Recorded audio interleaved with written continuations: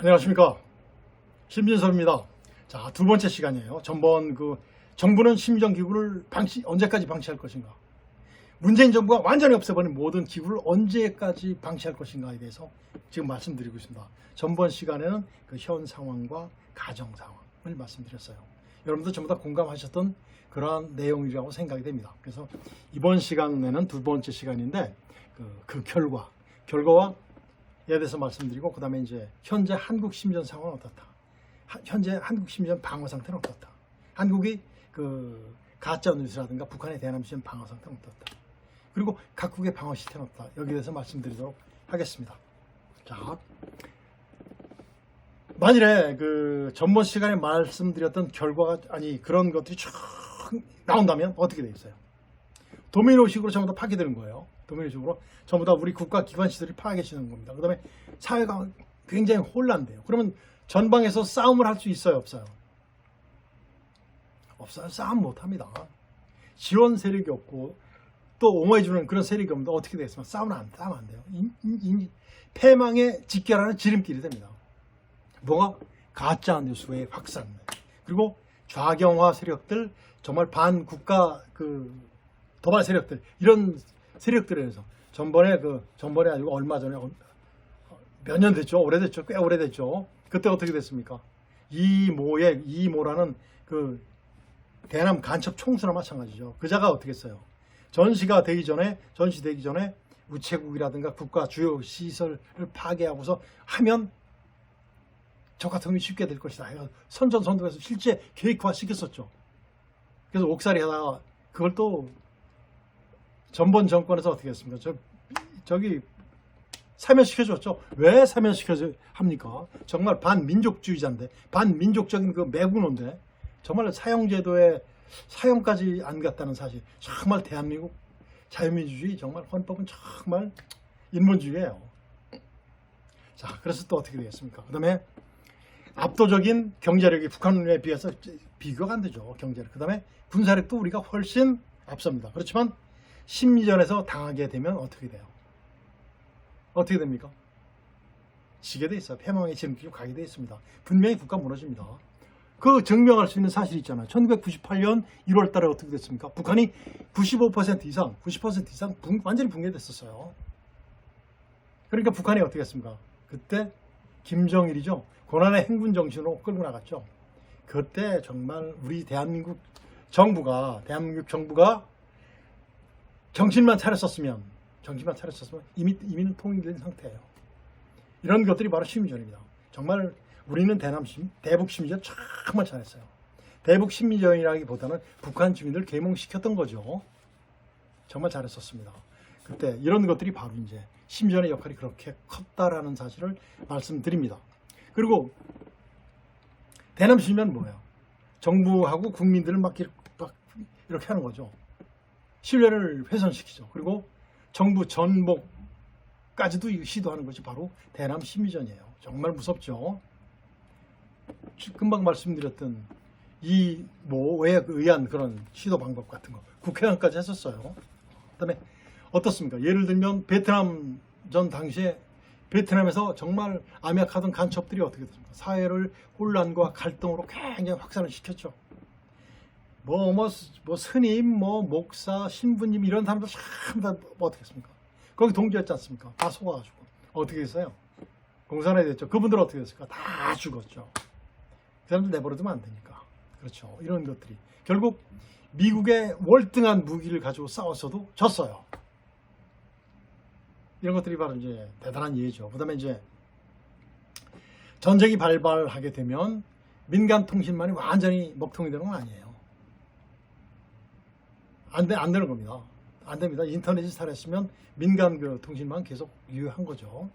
어때요? 우크라이나 젤렌스키 대통령 정말 잘하죠.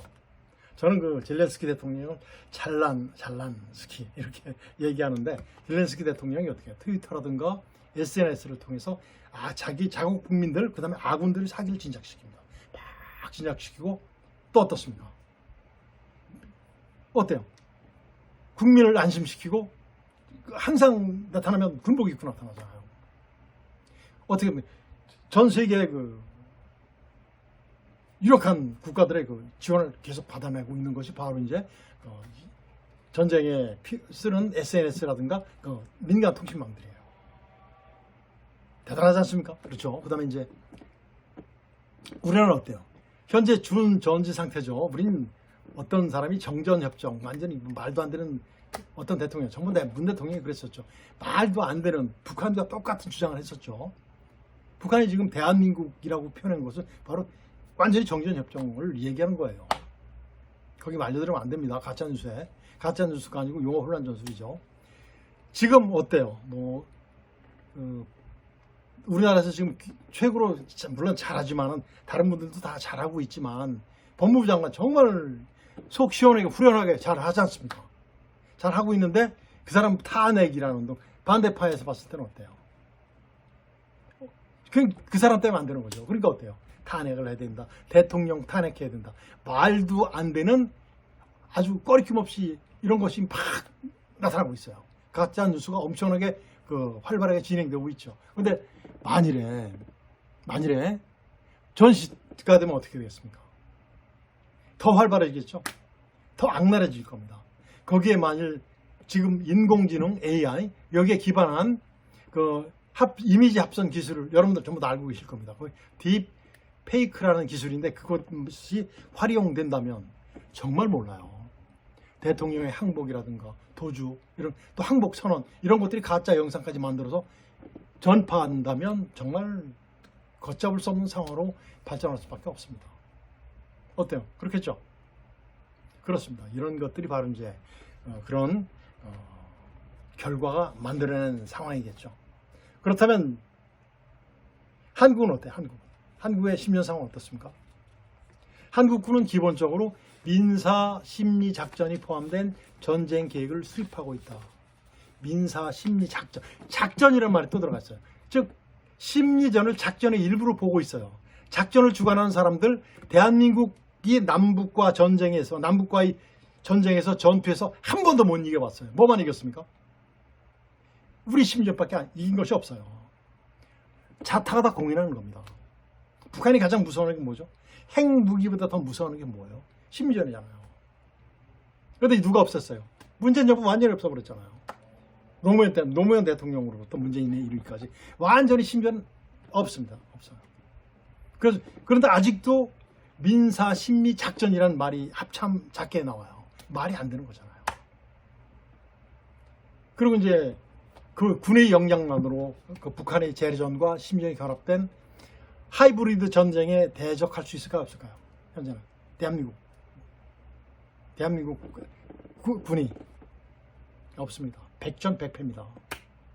무기가 좋기 때문에 이길 수 있을지 모르겠으나 아니에요. 오래갑니다. 오래가면 안 되죠. 전쟁은. 오래가면 우크라이나 사태예요. 모든 것이 피폐되는 거예요. 말이 안 되잖아요. 정말 잘못되는 거죠. 그럼 어때요? 심리전을 작전의 일부로 작전에 종사하고 있는 자들의 심리전을 폄훼해서 그렇습니다. 심리전이 작전의 일부입니까? 작전을 포함하고 있는 것이 심리전인데 그 자체를 인정하지 않으려고 해. 왜? 자기 밥그릇 떨어져 나가니까. 지금 군 혁신위원장이라는 그 사람도 마찬가지예요. 정말 심지어는 우습게 보다가 결국 목함질의 사건 때 뭐 등장시켰어요?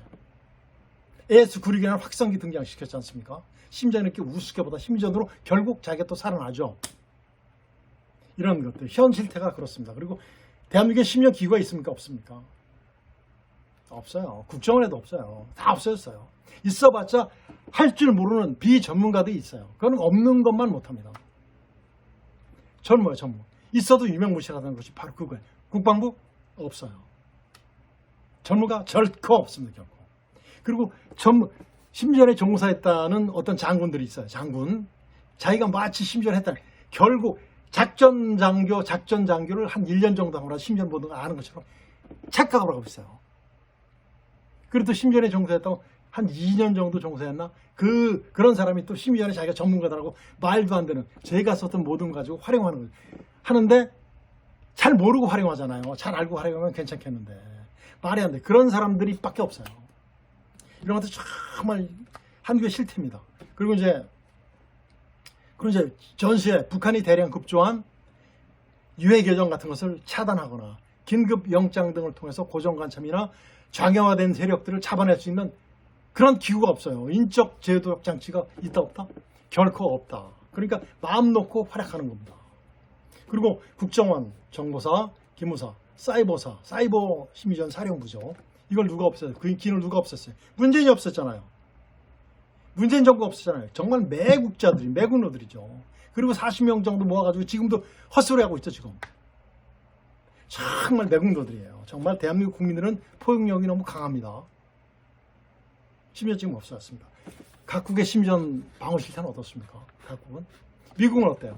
선거 개입이라든가 여론 조작, 차단을 위한 허위정보관리위원회, 가짜뉴스를 설립해서 운영하고 있어요. 그래서 민간 기업이라든가 연구소의 그 협업을 통해서 공작, 탐지, 식별 기능을 지속적으로 개발하고 있습니다. 정말 미국도 무섭죠? 정말 잘하고 있습니다. 그 다음에 일본은 어때요? 내각 관방 산하의 전략적 커뮤니케이션 설치를 추진하고 있어요.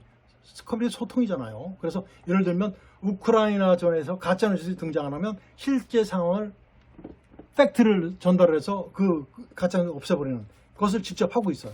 프랑스는 어떻습니까? 프랑스는 그 외세 디지털 간섭 감시. 그러니까 봐요. 뭐 가짜뉴스예요. 외세에 들어오는 심의전이죠. 이런 걸 위해서 보호 서비스 조직을 출범시켰어요. 그래서 심의전 내용이라든가 관련 모든 것들을 어떻게 한다? 수집 관련해서 정부가 이렇게 조직해서 운영하고 있습니다. 정말 프랑스 대단해요. 그리고 스웨덴은 어떻습니까? 5년간 준비 작업을 완전히 마쳐서 이제는 법무부 산하의 심의전 방어 기구를 출범해 놓고 있는 상태라고 합니다. 어떻습니까? 세계 각국 다 이렇게 활발하게 자국의 이익을 위해서 활동을 하고 있어요. 우리나라도 빨리 좀 그렇게 됐으면 좋겠습니다. 자, 이번 시간에는 제가 설명해 드렸던 모든 상황이라든가 가정 상황, 그것이 결과로 나타났을 때 이렇다. 그래서 한국은 지금 현재 실태는 어떻다. 아무 상태도 아니다를 여러분께 말씀드렸습니다. 셋째 시간 궁금하시죠? 셋째 시간 기대하십시오. 이렇게 하면, 이렇게 된다면 셋째 시간에 대한민국의 심의전 활성화 방안이 정말 우리 정부에서 수용만 된다면 대한민국은 뭐 백전백승입니다. 자, 오늘은 여기서 마치도록 하겠습니다. 안녕히 계십시오.